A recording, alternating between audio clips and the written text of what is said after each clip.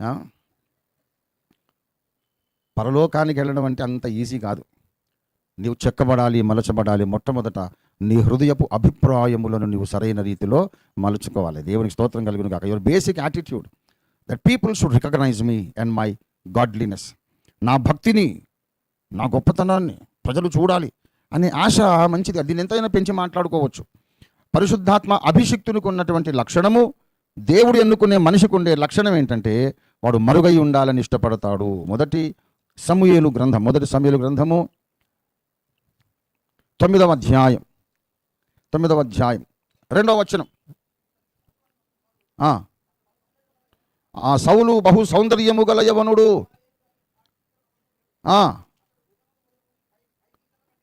భుజములు మొదలుకొని పై వరకు అందరికంటే మంచి హైట్, పర్సనాలిటీ. ఇతన్ని దేవుడు ఎన్నుకున్నాడు. 10వ వచనం చూడండి. అప్పుడు సమూయేలు తైలపు 10:1 అప్పుడు సమూయేలు తైలపు బుడ్డి పట్టుకొని సౌలు తల మీద తైలము పోసి అతని ముద్దు పెట్టుకో, యెహోవా నిన్ను అభిషేకించి తన స్వాస్థ్యము మీద అధిపతిగా నియమించి ఉన్నాడు. అభిషేకించాడు. తర్వాత ఈయనకు పట్టాభిషేకం చేద్దామని పిలిస్తే ఈయన దొరకడం లేదు. ఎక్కడున్నాడంటే 19వ వచనం. అయినను మీ దుర్దశలన్నిటిని, ఉపద్రవములన్నిటిని పోగొట్టి మిమ్మల్ని రక్షించిన మీ దేవుని మీరు ఇప్పుడు విసర్జించి మా మీద ఒకరిని రాజుగా నియమింపమని ఆయన అడిగి ఉన్నారు. కాబట్టి యెహోవా సన్నిధిని హాజరు కావలెను. అందరూ రండి అని అంటేను 20లో బెన్యామీను గోత్రము చీట్లు వేస్తే ఏర్పడింది. 21 బెన్యామీను గోత్రాన్ని వారి ఇంటి కూటముల ప్రకారం సమకూర్చగా మధురి అనే వాడి ఇంటి కూటము. తర్వాత చీటి ప్రకారం సౌలు దొరకాలి, కానీ సౌలు కనబడా లేదు. 21 చివరన చూసారా? అయితే జనులు అతని వెదకినప్పుడు అతడు కనబడలేదు. కావున వారు ఇక్కడికి ఇంకొక మనుష్యుడు రావలసి ఉన్నదా అని యెహోవాని అడిగారు. యెహోవా యుద్ధ విచారణ చేశారు. యెహోవా సామానులో దాగి ఉన్నాడని. సరే, సామానులో దాక్కున్నాడు ఎవరు? అభిషిక్తుడు. పీపుల్ షుడ్ సీ మీ అనే డిజైర్ రైట్ క్రిస్టియన్ స్పిరిట్ కాదు. I need not be seen. నన్ను ఎవరు చూడకపోయినా ఐఎమ్ కంఫర్టబుల్. నన్ను చూడాలి, look at me, I'm so talented, committed, నేను మంచి లీడర్, నన్ను చూడ అనే తత్వము నీలో ఉన్నంత వరకు నువ్వు చాలా ప్రమాదంలో ఉన్నావు అన్నమాట. క్రీస్తు మార్గంలో నువ్వు సరిగ్గా నడవడం లేదు. నిజమైన ఆత్మాభిషిక్తుడు తను దాక్కుని ఉండడానికే ఇష్టపడతారు. సౌలు దాక్కుంటే ప్రజలు వెతికి పట్టుకోవాల్సి వచ్చింది. ఈ రోజుల్లో చాలామంది లీడర్స్ అందరూ నాయకుడు ఎక్కడాన్ని వెతుకుతుంటే వీడు ముందు ఏంద్రా వెతుకుతున్నావు? నేనే కదా లీడర్, ఇంకెవరు నాకన్నా టాలెంటెడ్ ఎవరు? అటు వెతుకుతున్న తిక్కలోడా, ఐఎమ్ ద లీడర్ కమాన్ అని వీళ్ళ పిలుస్తారు. సౌలు అలా పిలవలేదు. ఆత్మాభిషిక్తుడైన వాడు దాక్కుంటాడు. సౌలు మనకు మంచి మాదిరి. ఎప్పుడంటే అతను భ్రష్టుడు కాక ముందున్నటువంటి ఆ దశలో, ఆ జీవిత ఘట్టములో ఆయన మనకు మంచి మాదిరి. భ్రష్టుడు అయిపోయిన తర్వాత ఇక అతన్ని వదిలేస్తాం మనం. కానీ అతను ఇంకా పడిపోకముందు, చెడిపోకముందు ఈ మంచి లక్షణం అతనిలో ఉంది. ఎందుకంటే దేవుడు ఎన్నుకున్నవాడే కదా. యెహోవా నిన్ను అభిషేకించాడు, తన స్వాస్థ్యం మీద అధిపతిగా నియమించాడు. ప్రవక్త ఆయన ముద్దు పెట్టుకున్నాడు, తల మీద తైలం పోసాడు. మొదటి నుంచి ఏం భ్రష్టుడు కాదు. సౌలులో కూడా మనం నేర్చుకున్నదగిన కొన్ని విషయాలు ఉన్నాయి. అందులో ఒకటి ఏంటంటే దాగి ఉండడానికి ఇష్టపడ్డాడు. దేవుని బిడ్డలారా, నువ్వు దాగి ఉండడానికి ఇష్టపడుతున్నావా? లేకపోతే అందరూ నన్ను చూడడం లేదంటే రెస్ట్లెస్గా ఫీల్ అవుతున్నావా? And I'm touching many people's hearts core.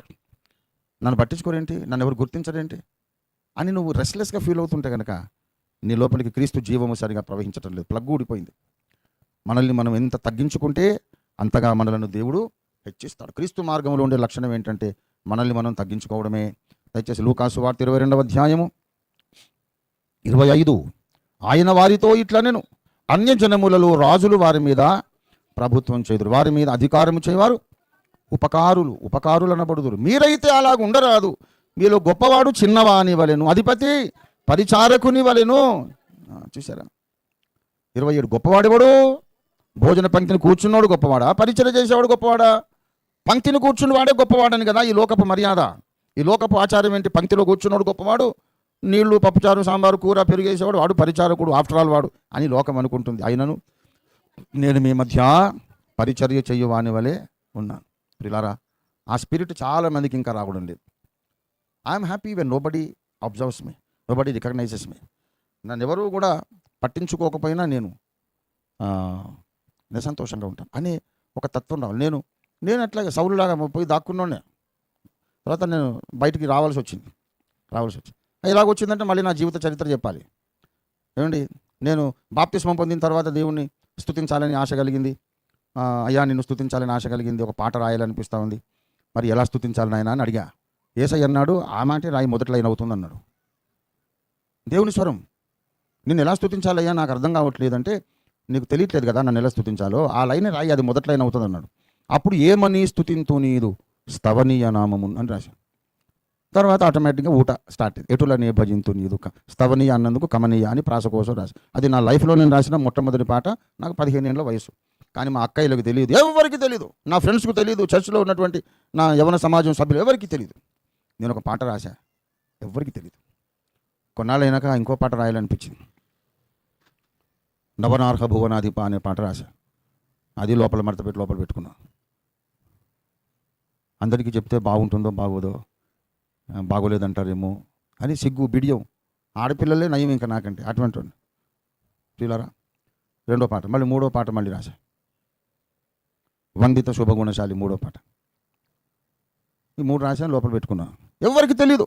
సంవత్సరాలు గడిచిపోతున్నాయి. 18 ఏళ్ళ ప్రాయం వచ్చింది. 3 ఏళ్ళు అయినాక మా తాతయ్య గారు చనిపోయారు. మా తాతయ్య గారు కేవి జేకబ్ గారు. అప్పుడు మా పిన్నులు మామయ్యలు అందరూ కలిసి, జేకబ్ తాతగారే రాసిన ఒక జ్ఞాపకార్థ గీతిక ఉంది. ఆయన కుటుంబంలో అందరూ ఒక్కొక్కరు చనిపోతూ ఉంటే ఒక్కొక్కళ్ళ మీద ఒక్కొక్క చరణం జేకబ్ తాతగారు రాశారు. అది ఆత్మ నియమము ద్వారా సాగిపోదామని ఉంది కదా. దాని మీద ఆయన గారు ఈ కుటుంబ జ్ఞాపకార్థ గీతిక ఒకరు రాశారు. దేవ నియమములెల్లా తెలియరాదు కదా. అది ఆ పాట. అది మా అమ్మ చనిపోయింది, ఆయన వైఫ్ చనిపోయింది, ఆయన కొడుకు రంజిత మామయ్య చనిపోయింది. ఒక్కొక్కరు అట్లా చరణాలు రాస్తూ వచ్చారు. దానికే మా పిన్నులు మామయ్యలు కలిసి ఇప్పుడు జేకబ్ తాత చనిపోయింది ఒక చరణం చిన్నగాని తిప్పలు పడి ఒకటి పొందుపరిచాడు. నేను ఇంత పేదరికమా? ఆ మహానుభావుడు 100 పాటలు రాశాడు, ఎంతోమందికి జ్ఞాపకార్థ గీతాలు రాశాడు, వార్షికోత్సవ గీతాలు రాశాడు. 100 పాటలు రాసినటువంటి మహాకవికి ఆయనకంటూ ఒక పాట లేదా? ఎవరు రాయలేదు, భూమి మీద లేరా? ఇంత దారిద్ర్యమా అని చాలా బాధపడ్డాను నేను, చాలా బాధపడ్డా. జేకబ్ తాత అంటే నాకు హీరో. ఆయన తాతయ్యకు దిక్కు లేకుండా అయిపోయిందని ఏడ్చా. మరి నేను ఒక పాట రాశా. మళ్ళీ సిగ్గు, నేను పాటలు రాస్తున్నట్టు ఎవరికి తెలీదు. అది మనిషి జేబులో పెట్టుకొని నకరికల్లో శిలోహు మందిరంలో ఆయన జ్ఞాపకార్థ కూటం జరుగుతుంది. మేమందరం వెళ్ళాం. టిఎస్ శాస్త్రి గారు, ఆయన చైర్మన్, సత్యవేదం శాస్త్రి గారు, పౌలు శాస్త్రి గారు నాన్నగారు. ఇప్పుడు సాక్ష్యాలు చెప్పండి అని, జ్ఞాపకాలు చెప్పండి. పెద్ద మనిషి కదా, చాలామంది చెప్తున్నారు జ్ఞాపకార్థ గీతం పాడండి అని అంటే మా పిన్ని వాళ్ళు పాడేశారు. నేను కమ్ముకొని నోరు మూసుకొని చిన్నోడు, మరి 18 ఏళ్ళు నాకు. ఆయనకు దేవుడు మనసులో ఒక అలజడి స్టార్ట్ చేశాడు. శాస్త్రి గారికి దేవుడు నాకు బయలుపరుస్తున్నాడు, ఇక్కడ ఇంకెవరో ఉన్నారు, ఒక పాట పాడతారు వాళ్ళు, దేవుడు నాకు బయలుపరుస్తున్నారు, ఎవరో రండి. ఎవరు వాళ్ళు? స్త్రీలా పురుషులా? దేవుడు నాకు బయలుపరుస్తాడు, రండి రండి అని చెప్పి పిలుస్తున్నాడు. వదలట్లేదు. కార్యక్రమం ఏమో లేట్ అయిపోతూ ఉంది, అందరికీ ఆకలేస్తూ ఉంది. ఈ పెద్ద ఆయనేమో టిఎస్ శాస్త్రి గారు వదలడంలే. అప్పుడు దేవుడు నన్ను బలవంత పెట్టి, నువ్వు వెళ్ళిన దాకా ఆయన వదలడు, వెళ్ళు అంటే నేను తడపడుతూ భయంగా వెళ్ళా. నేను పాడతాను అనుకున్న పాట. అవునా, పాడు అన్నాడు.